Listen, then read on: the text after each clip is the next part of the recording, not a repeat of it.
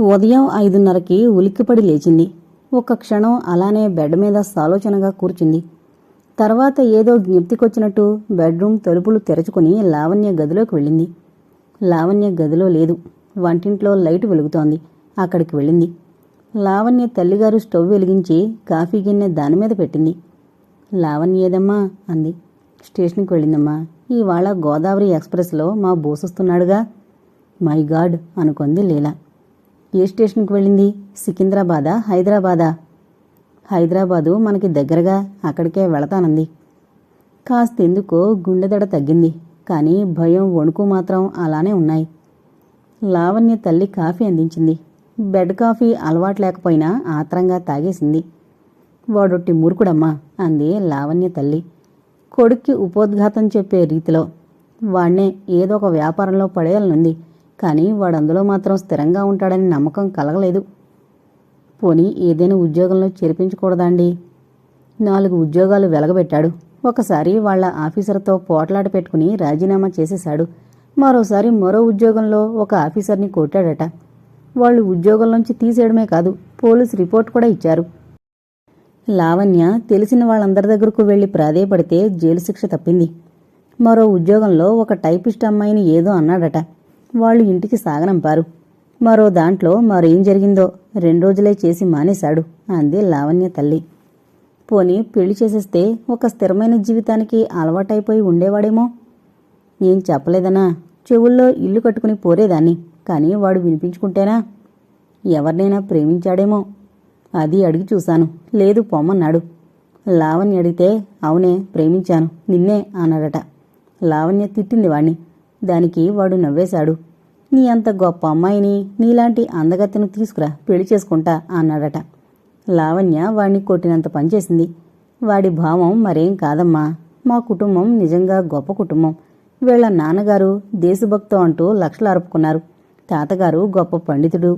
అలాంటి వంశంలోకి రావాల్సిన కోడలు నా చెల్లెలంత గొప్పది, చదువుకుంది, సంస్కారవంతురాలు అయి ఉండాలి అంటాడు. వాడన్నది నిజమే. అలాంటి అమ్మాయిలు ఎందుకు దొరకరు? మా లావణ్యతో చదువుకున్న అమ్మాయి ఇప్పుడు మద్రాసులో డాక్టర్గా పనిచేస్తోంది. ఆమెనిచ్చి చేస్తా ఉన్నాం. కానీ ఆ అమ్మాయికి ఎవరో సినిమా నటిలాగా పన్ను మీద పన్నుందట. అది వాడికి నచ్చలేదు. మా బంధువుల్లోనే ఒక పిల్లని చూసాం. ఆ అమ్మాయితో ప్రదానం కూడా అయిపోయింది. వీడికి మరేం తిక్క పుట్టిందో వద్దని మద్రాసు పారిపోయాడు. అసలు వీడికి జన్మలో పెళ్ళనేది జరుగుతుందో లేదో మరి. వాడిని మించింది వాడి చెల్లెలు లావణ్య. దాన్ని పెళ్లి చేసుకోమంటే పెళ్ళా? వాట్ ఈజ్ దట్ హాటు టూటు అంటూ ఇంగ్లీష్లో పేలుతుంది. వాళ్ల నాన్నగారు ఎలానూ లేరు. నా ఊపిరి ఉన్నంతవరకే కదా వీళ్ళని చూసేది. నేను కన్ను మూస్తే ఎవరికెవరు? వీళ్లలా కలిసి ఉండగలరా అని బాధపడుతుంటాను అని కళ్ళనీళ్లు పెట్టుకుంది. అసలు పెళ్ళంటే ఎందుకు ఇష్టం లేదో కనుక్కున్నారా? ఎందుకు? వాడికిష్టమొచ్చినట్టు షికార్లు కొట్టలేడు. పొద్దుట 11 గంటల వరకు లేవడు. రాత్రంతా ఏ స్నేహితులతో తిరుగుతాడో. పొద్దుటప్పుడు వస్తూ ఉంటాడు. ఒక చిన్న సందేహం, మరోలా భావించకండి. తాగుతాడా? అంది యథాలాపంగానే. ఇంట్లో కూడానా? లేదు. ఇక్కడ చేస్తే లావణ్య చంపేస్తుంది. అదంటే వాడికి మహాభయం. మరలా తాగుతూ తిరుగుతూ ఉంటే లావణ్య ఏమందు? మొదట్లో తెగ తిట్టేది. ఇద్దరికీ ఎప్పుడూ ఘర్షణే. కానీ వాడి ప్రవర్తన వాడిదే. వాడు చేస్తోంది తప్పని వాడికి తెలుసు. అందుకే లావణ్య అంటే భయం వాడికి. ఒక్కొక్కసారి దాంతో పోట్లాట పెట్టుకుని మద్రాసు పారిపోయేవాడు. సినిమాల్లో వేషం వేస్తున్నానని రాసేవాడు. కానీ ఏ సినిమాలోనూ వాడు కనిపించేవాడు కాదు. తెలుగు సినిమాలు లాభం లేదని ఒకసారి బొంబాయి పోయాడు. ఒకసారి కలకత్తా పోయాడు. 2 నెలలకు గాని తిరిగి రాలేదు. మరి డబ్బు? నేనొక దాన్ని బ్రతుకున్నానుగా. నన్ను బ్రతిమాలి కాళ్లు పట్టుకుని తీసుకుపోయేవాడు. లావణ్య తెచ్చే జీతమే కాకుండా అది ప్రైవేటు ప్రాక్టీస్ మీద తెచ్చే డబ్బంతా నాకే ఇచ్చేసింది. దానిలో సగం వీడే ఖర్చు చేసేవాడు. అమాయకురాలది. ఒక్కనాడు ఇలా నేనిచ్చిన డబ్బు ఏం చేస్తున్నావమ్మా అని గాని, వాడికంతా దోచి ఇచ్చేస్తున్నావు అని గాని అడిగేది కాదు. దాని డబ్బుతో అది కారు కొనుక్కుంటే వీడు దానిమీద షికార్లు కొట్టేవాడు. అది ట్యాక్సీ మీద హాస్పిటల్కి పోయేది. దానికి ఎంతైనా లోపల బాధుంటుందిగా. అందుకేనేమో ఏడాది క్రితం నుంచి ప్రైవేట్ ప్రాక్టీస్ మానేసింది. దాంతో కొంతవరకు నా చేతులకి సంకెళ్లు పడ్డాయి. వాడి తిరుగుళ్ళు తాగుళ్ళు కూడా కొంతవరకు తగ్గాయి. బెడ్రూంలో ఏదో చొప్పుడైనట్టయింది. చూడమ్మా, ఆ అబ్బాయి లేచినట్టున్నాడు అంది లావణ్య తల్లి. లీల వెనక్కి చూసింది. లేదులేండి. లీలవైపు బాధగా చూసిందామె. ఇంత చిన్న వయసులో నీకెన్ని కష్టాలొచ్చి పడ్డాయమ్మా. ఆయనకు ఇక చూపు రాదంటావా? వస్తుందండి. అవును, రాత్రి లావణ్య కూడా అంటోంది. కళ్ళు తీసేసి మరొకరి కళ్ళు ఎవరివన్నా పెడితే మళ్ళీ యథాప్రకారంగా దృష్టొస్తుందటగా. అవునండి, కానీ ఎవరమ్మా కళ్ళిస్తారు? డబ్బంటే లక్షలైనా ఇచ్చేయచ్చు, కానీ నేత్రదానం ఎవరు చేస్తారు? చేస్తున్నారండి. సహజ కవచకొండలాల్ని ఒలిచిచ్చేసిన దానకర్ణుడి దేశమిది. కళ్ళు ఇవ్వలేరంటారా? అది పురాణయుగం. ధర్మం 4 పాదాలా నడిచేది. ఇప్పుడు ధర్మం ఏది, దానం ఎక్కడా? కర్ణుడనే మనిషి ఎవరు ఈ దేశంలో ఎవడూ పుట్టలేదండి. అలాంటి ధర్మం మనిషికుండాలని బోధించాయి పురాణాలు. ఇప్పుడు మనం రక్తం దానం చేయడం లేదు. డబ్బుల కోసం చేస్తున్నారు. అది ఆర్థిక సమస్య. కానీ డబ్బులు తీసుకోకుండా చాలామంది రక్తం ఇస్తున్నారండి. మెల్లిగా ప్రజలకి కళ్ళు, మూత్రపిండాలు, చివరికి గుండెకాయను కూడా ధర్మం చేసే సద్బుద్ధి పుడుతుంది. గుండెలా ఇస్తారమ్మా? మనిషి చచ్చిపోడు. తనను మాలిన ధర్మం కాదండి. కర్ణుడిలాగా మనిషి చచ్చిపోతే వాణ్ణి పూడ్చిపెట్టడమో కాల్చివేయడమో చేస్తారు కదా. అలాంటి శరీరం నేలకి, అగ్నికి ధర్మం చేసే బదులు మనిషికి చేస్తారు. మన మనసులు అంటే చనిపోయిన వ్యక్తి తాలూకా బ్రతుకున్న మనుషుల మనసులు అందుకు ఒప్పుకోవు. అదేదో కొత్త విధానం కదా, మనకి తెలియని విధానం. అందువల్ల సహజంగా అంగీకరించాం, భయపడతాం. మనిషి చనిపోయినప్పుడు వాళ్ల బంధువులు, స్నేహితులు మొదలైన వాళ్ళు ఏడుపులు పెడబొబ్బలతో ఉంటే ఆ శరీరాన్ని హాస్పిటల్కి తీసుకెళ్లి కళ్ళు, గుండె, మూత్రపిండాలు మొదలైనవి తీసేస్తూ ఉంటే ఎవరి మనసు మాత్రం అంగీకరిస్తుంది చెప్పండి? వ్యాస మహర్షి భారతంలో అర్జునుణ్ణి రక్షించుకోవడం కోసం ఇంద్రుడి చేత కర్ణుడి సహజ కవచకొండలాల్ని ధర్మం అడిగించాడు. కాని ఆ కవచకొండలాల్ని అర్జునుడికి తగిలించేటట్టు చేసుంటే మనకిప్పుడు కళ్ళు, గుండె ఇంద్రుడిలాంటి డాక్టర్కిచ్చేసేందుకు ఇలా వెనకాడి ఉండేవాళ్లం కాదు. పురాణాలు మనకి కర్తవ్య నిర్వహణ, ధర్మబోధ చేసి చేసి మనల్ని చాలా వరకు ధర్మపరులుగా మార్చివేశాయి. అయితే మన సాంప్రదాయాల మీద చాలా చాలా ఇతరులు దండెత్తొచ్చారు. మొదట్లో అలా దండెత్తిన వాళ్ల కొత్త సాంప్రదాయం మన సాంప్రదాయాల్ని చాలా వరకు మరిచి పారేసినా మళ్లీ మన సాంప్రదాయం వాటిని తిరిగి నాశనం చేసేసేది. కానీ ఈ దండయాత్రలు మరీ రకరకాలుగా రకరకాల దేశాల నుంచి, రకరకాల సాంప్రదాయాల నుంచి రావడంతో తట్టుకోలేక సగం చచ్చిన ప్రాణిలే అయిపోయింది. మన పూర్వపు వైదిక సాంప్రదాయాల్ని బౌద్ధ, జైన మతాల దండయాత్రలు చాలా వరకు నాశనం చేసేశాయి. కానీ తిరిగి అవి కూడా ఓడిపోయి మనలోనే కలిసిపోయాయి. తర్వాత పారసీకులు, మహమ్మదీయులు, డచ్చీవారు, ఫ్రెంచి వాళ్ళు, ఇంగ్లీష్ వాళ్ళు భిన్న భిన్న సాంప్రదాయాలతో ఒకరి తర్వాత మరొకరు మన మీదకొచ్చి పడ్డారు. దాంతో చాలా వరకు మన ధర్మాలు, నియమాలు, సాంప్రదాయాలు దెబ్బతిన్నాయి. ఇందులో ఎక్కువ దెబ్బ కొట్టింది ఇంగ్లీష్ వారిది. అయితే వాళ్లు ధర్మాన్ని చెప్పారు. కర్ణుడు కవచకొండలాలు ఇమ్మన్నట్టే ఇప్పుడు వారి వైద్యశాస్త్రం మన శరీర భాగాల్ని ధర్మం చేయమంటోంది. మన ధర్మం చచ్చి చావనట్టు ఉండడం వల్ల ఈ ధర్మం అనే దానిలో అంటే కళ్ళు, గుండె మొదలైనవి డొనేట్ చేయడంలో ఉన్న పరమార్థం అర్థం కావడం లేదు. శివలింగం కంటి నుంచి రక్తం కారుతుంటే తిన్నడు తన కళ్ళని పిరికిచ్చేసిన ఆ కథ మనకి కథగానే మిగిలిపోయింది తప్ప దానిలో గూఢార్థాన్ని ఇప్పటి వాళ్లం గ్రహించలేకపోతున్నామండి అంది లీల. ఆమె మాటల్ని లావణ్య తల్లిగారు ఆశ్చర్యంతో వింటూ ఉండిపోయింది. అవును, నిజమే అని కూడా అనుకుంది. అంత విజ్ఞాన రాశికి ఏమిటీ కర్మ, ఎందుకీ శిక్ష, ఏ జన్మలో చేసుకుంది పాపం అని తిరిగి ఆమె కూడా కర్మ సిద్ధాంతంలోకే పోయింది. ఇంతలో లావణ్య తిరిగొచ్చింది. వాడు రాలేదమ్మా అంది ఉసూరంటూ. బండంతా సరిగ్గా వెతికావా? ఏంటి, నేను గుడిదననుకున్నావా? వాడెప్పుడు మాత్రం చెప్పినట్టు చేశాడు. విజయవాడలో సాయంకాలం ఎక్స్ప్రెస్లో దిగానని రాత్రి ఫోన్ చేసి గోదావరిలో వస్తున్నాను, బండి దగ్గరకు కారు తీసుకురమ్మన్నాడు. నేను పడుతూ లేస్తూ వెళితే వాడు చేసిన పనిది అని లీలవైపు చూస్తూ. అదేమిటొదినా అలా చూస్తున్నావు అంది లావణ్య. ఏం లేదు, పొద్దుట ఏదో పీడకలొచ్చి ఉలిక్కిపడి లేచాను. ఎంత భయపడ్డానో తెలుసా అంది లీల. ఏంటా కళ? ఏం లేదులే, నువ్వు సురక్షితంగా వచ్చావు చాలు అంది. వీడు విజయవాడలో గాని ఉండిపోయాడేమో అంది తల్లి కొడుకు గురించే ఆలోచిస్తూ. వాడికి ఊరికి 1000 చెప్పున ఫ్రెండ్స్ ఉన్నారు, ఎవడో ఉండమనుంటాడు అంతే. కానీ ఫోన్ చేశాను, పొద్దుటే బండి దగ్గరకు వచ్చే వాళ్ళని డిసప్పాయింట్ చేస్తాననే ఇంగితం కూడా లేదు కోపాన్ని దిగమింగుకుంటూ అంది. ఇంతలో కృష్ణ లేచాడు. లీల పడకగదిలోకి వెళ్ళింది. 8 గంటల వేళప్పుడు ఫోనొచ్చింది. లావణ్య అందుకుంది. హాస్పిటల్ దగ్గర నుంచి ఒక డాక్టర్ ఫోను. ఏంటండి అంది లావణ్య. అవతల ఫోన్లో డాక్టర్లు కంగారుగా చెబుతున్నారు. లావణ్య ముఖంలో క్షణక్షణానికి రంగులు మారిపోతున్నాయి. నోటమాట రావడం లేదు. భయంతో కంపించిపోతోంది. ఫోన్ కింద పడేసి అమ్మా అని ఏడుస్తూ అరిచింది. ఏంటమ్మా ఏంటి అనుకుంటూ కంగారుగా వచ్చింది తల్లి. అన్నయ్య అన్నయ్య. ఏమైందమ్మా? సికింద్రాబాద్ స్టేషన్ నుంచి ట్యాక్సీలో వస్తూ యాక్సిడెంట్. అమ్మో అమ్మో ఏమైందే? ఎలా ఉన్నాడు? ప్రమాదం లేదు కదా?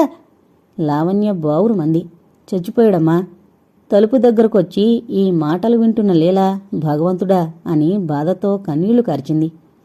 లావణ్య, ఆమె తల్లి లీల హాస్పిటల్కి ఆగా మేఘాల మీద వెళ్ళిపోయారు.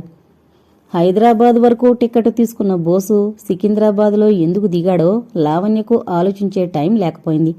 సికింద్రాబాద్లో దిగి ట్యాక్సీ చేసుకుని మధ్యదారిలో ఎక్కడో ట్యాక్సీ ఆపి ఎక్కడికో వెళ్లి పావుగంట తర్వాత తిరిగి ట్యాక్సీ ఎక్కి ట్యాంకు బండ మీద నుంచి వస్తూ ఎదుటి లారీని ఢీకొన్న ట్యాక్సీలో డ్రైవర్కి ఒక్క దెబ్బైనా తగలకుండా వెనక కూర్చున్న బోస్కి ఛాతికి దెబ్బ తగిలి రక్తం కక్కుకుని ఎందుకు ఎలా చచ్చిపోయాడో అన్నీ అగమ్య గోచరం. ఏ అజ్ఞాత శక్తి ఈ ప్రమాదాన్ని కలిగించింది? అతను పోవడంతో తెలియవలసిన చాలా రహస్యాలు అతనితో బాటే పోయాయి. హాస్పిటల్కి మనిషిని చేర్చాక గంట వరకు బ్రతికున్నాడు. అతను డాక్టర్ లావణ్య అన్నగారని హాస్పిటల్లో కొందరు డాక్టర్లకి తెలుసు. వెంటనే ఆపరేషన్కి తయారయ్యారు. ఒకరిద్దరు లావణ్య ఇంటికి సరిగ్గా 40 నిమిషాల పాటు ఫోన్ చేస్తూనే ఉన్నారు. ఫోన్ ఎందుకు పలకలేదు? ఎన్ని రకాలుగా ప్రయత్నం చేసినా ఫోన్ మోగలేదు. పోనీ వాళ్లే ఒకరు ఏ ట్యాక్సీలోనో వచ్చి ఇంత ప్రమాదకరమైన వార్తను చెప్పచ్చుగా. ఎందుకో వాళ్లకి ఈ భావం రాలేదు. ఎవరి వల్ల ఫోన్ డెడ్ అయింది? మెకానికల్ ట్రబులా? దేవుడనేది బలవంతంగా ఫోన్ బెల్లని మోగించకుండా చేశాడా? లేక మనిషిలోని అంతఃశక్తులు ఆ ఫోన్ బెల్ని ఎవరికీ వినిపించకుండా చేశాయా? అక్కడ బోసు ప్రాణం విడిచాడు, ఇక్కడ ఫోన్ మోగింది. రక్తాన్ని చూసి, మనిషి లోపలి భాగాల్ని చూసి భయపడి బాధపడే మనసు కాదు డాక్టర్లది. హత్య చేసేటప్పుడు కత్తి ఉపయోగిస్తాడు హంతకుడు. ప్రాణం పోసేందుకు అలాంటి కత్తినే వాడతాడు డాక్టర్. చంపే హంతకుడికి రక్తాన్ని చూసి భయం రాదు. ఆవేశం, ఉద్రేకం, కసి, కోపం ప్రళయతాండవం చేస్తాయి ప్రతీకార వాంఛతో. శరీరాన్ని కోసేస్తున్న డాక్టర్కి రక్తాన్ని చూసి భయం కలగదు. ఆవేశం, ఉద్రేకం, కసి, కోపం ప్రళయతాండవాన్ని ఒక లక్ష్యసిద్ధి కోసం చేస్తారు. హంతకుడి ఆవేశంలో, ఉద్రేకంలో, కసిలో, కోపంలో కేవలం ప్రతీకార వాంఛో లేక ఇవన్నీ కలిసో ప్రాణాల్ని తీసేస్తాయి.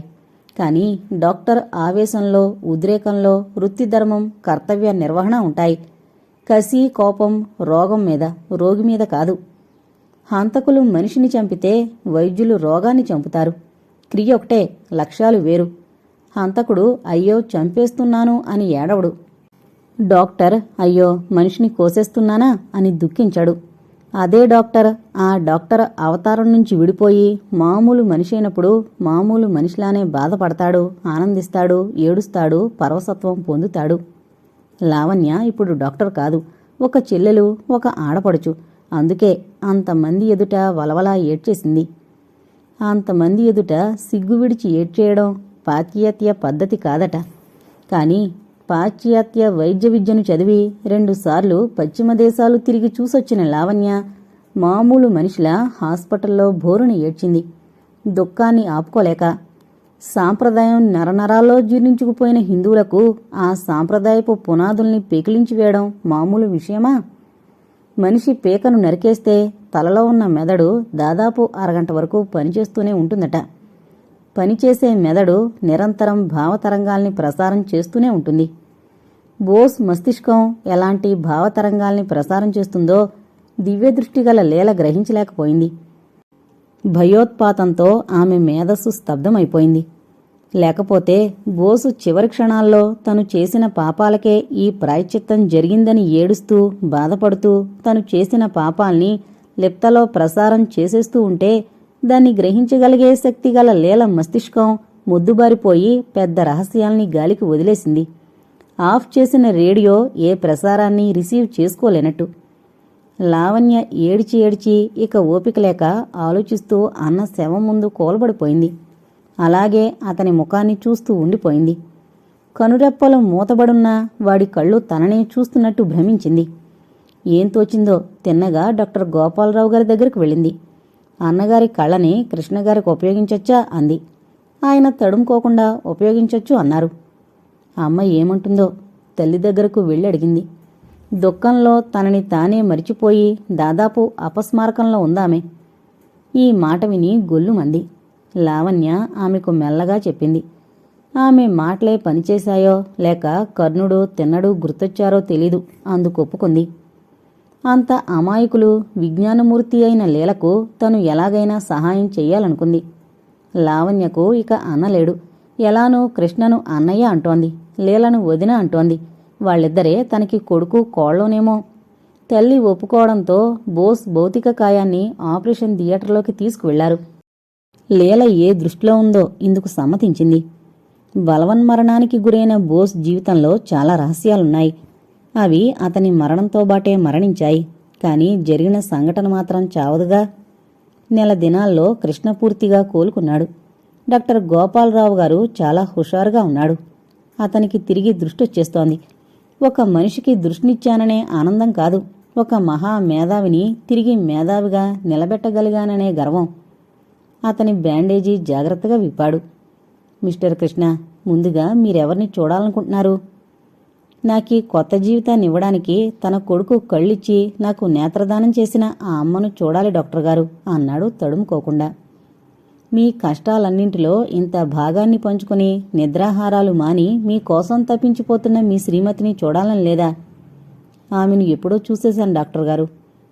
డాక్టర్ పక్క గదిలో ఉన్న లావణ్య తల్లిగారిని గదిలోకి రప్పించి అతనికి ఎదురుగా నిలబెట్టాడు. బ్యాండేజీ పూర్తిగా విప్పి కళ్ళు మెల్లగా తెరవమన్నాడు. కృష్ణ జాగ్రత్తగా తెరిచాడు. ఏడాది నుంచి లేని పాత జీవితం కొత్తగా మొదలు కాబోతోంది. బరువుగా కనురెప్పలెత్తాడు. మొదట అస్పష్టంగా కనిపించిన దృశ్యం మెల్లగా స్పష్టం కాసాగింది. ఎదురుగా నిలబడిన ఆకారాన్ని చూశాడు. మాతృత్వమంతా మూర్తిభవించిన స్త్రీ అనిపిస్తోంది. అచ్చు తన తల్లిలాగానే ఉందని భ్రమ. నిజంగా తల్లి, అసలు తల్లి జన్మనిచ్చింది. ఈ తల్లి పునర్జన్మనిచ్చింది. కృష్ణ మెల్లగా లేచాడు. ఆమె దగ్గరకు వెళ్ళాడు. ఆమె కాళ్లకి వంగి నమస్కారం చేశాడు. ఆమె దుఃఖాన్ని ఉద్వేగాన్ని ఆపుకోలేకపోయింది. తనలోంచి పుట్టిన బిడ్డలో అతి ముఖ్యమైన నేత్రాల్ని ఈ బిడ్డకి ధర్మం చేసింది.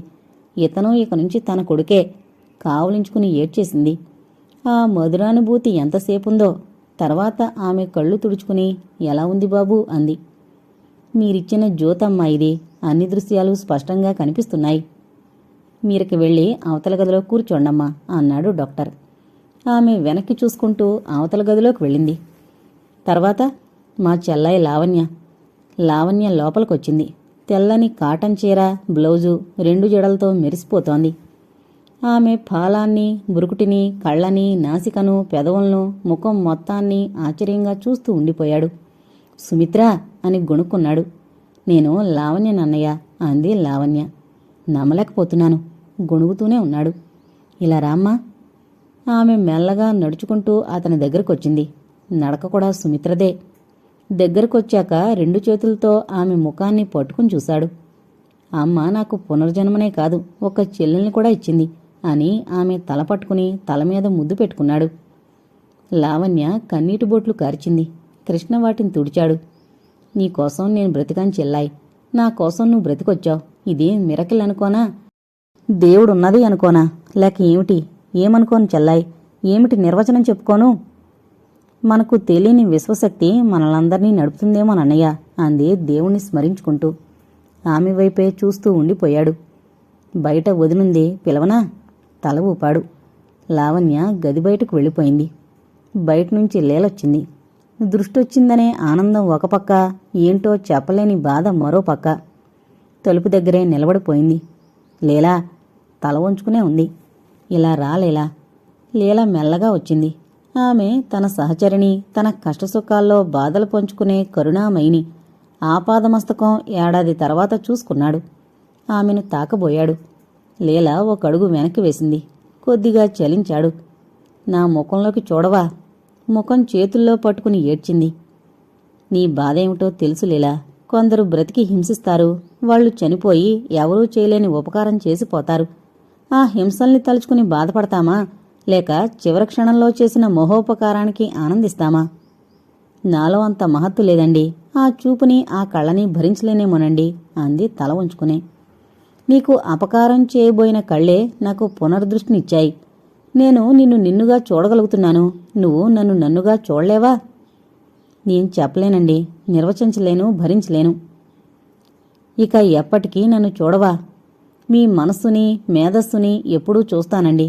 కాని సర్వేంద్రియాణం నయనం ప్రధానం. ఇంద్రియాలన్నింటిలోకి నేత్రం ప్రధానమైంది. కాని అదే మలినమైందైనప్పుడు? సర్వస్య గాత్రస్య శిరః ప్రధానం. శరీర అవయవములన్నింటిలోకి శిరస్సు ప్రధానం కదా. అందులోని మస్తిష్కమే ఆత్వక్కు చక్షువు, శ్రోతము జిహ్వ, ఘ్రాణము అనే జ్ఞానేంద్రియ పంచకాన్ని కంట్రోల్ చేస్తుంది. మస్తిష్కం నాదైనప్పుడు ఇవి ఎవరివైతేనేం? శివుడంతటి వాడు నాస్తికుడైన తిన్నడి కాళ్ళని స్వీకరించలేదా? అందుణ్ణి నేనే కాదులేలా, నువ్వు. ప్రజమపి శిరస్యదక్షిప్తం దునోత్యహి సంకయ అని ఆర్యవాక్యం. అంధుడి శిరస్సు మీద పూలమాల పెట్టినా పామనుకుని తోసి పారేస్తాడట. చూడులేలా, నా ముఖంలోకి చూడు, చూడు. ఆమె ముఖం పట్టుకుని ఎత్తి తనలోకి చూడమన్నాడు. లీల సజల నేత్రాలతో అతని ముఖాన్ని చూసింది. స్పష్టంగా ఆయన దివ్య తేజస్సు కనిపిస్తోంది. కాని ఆ కృత్రిమ నేత్రాల్లో మాత్రం తేజస్సు లేదు అని భ్రమించింది. అది నీ భ్రమలేలా అన్నాడు ఆమె మనసులోని భావాన్ని కనిపెట్టి. భ్రమే కావచ్చు, కాని ఆ కళ్ళలోకి చూస్తూ మీ పక్కన ఎలా పడుకోగలను, ఎలా కాపురం చేయగలనండి? మనసులోనే అనుకొని మనసులోనే ఏడ్చింది. నీ భ్రమ నిన్నిలా భావించమంటోంది లీలా అన్నాడు పైకి. అతను క్షణికోద్రేకానికి లొంగి అలా ప్రవర్తించాడే తప్ప నిన్నసలు పట్టుకొనైనా పట్టుకోలేకపోయాడు కదా అని మాట మార్చి, అవును, అతను మద్రాసులో ఉన్నాడు కదా, ఇక్కడ అతనే ఎలా నీ దగ్గరికి వచ్చాడనుకుంటున్నావు లీలా? వాడు మరొకడేమో? కాదు కాదు, ఈ కళ్ళు నాకు బాగా తెలుసు. నేను ఆ కళ్ళని చూసింది నా భౌతిక నేత్రాలతో కాదండి, మనోనేత్రంతో. కృష్ణ నిట్టూర్పు విడిచాడు. అయితే ఇంత భయపడుతున్నావు ఈ కళ్ళం చూసి, అయితే తీయించేస్తాను అన్నాడు. లీల హడలిపోయింది. వద్దొద్దు, మళ్ళీ మీ అంధత్వాన్ని భరించలేనండి అని ఏడ్చింది. కృష్ణ డాక్టర్ గోపాలరావుకి, హాస్పిటల్ స్టాఫ్కి పేరు పేరున ధన్యవాదాలర్పించి లీల, లావణ్య తల్లితోబాటు లావణ్య ఇంటికి వెళ్ళాడు. ఇంటికి వెళ్ళగానే లావణ్యను మొట్టమొదట అడిగిన ప్రశ్న, నాకు పునర్జన్మనిచ్చిన అన్నయ్య ఫోటో ఉందా అమ్మా అని. లీల బాత్రూంలోకి వెళ్లి స్నానం చేస్తోంది. లావణ్య లోపలికి వెళ్లి పెద్ద ఫోటో తీసుకొచ్చింది. ఫోటోని అతి పవిత్రంగా చూడాలనుకున్నాడు.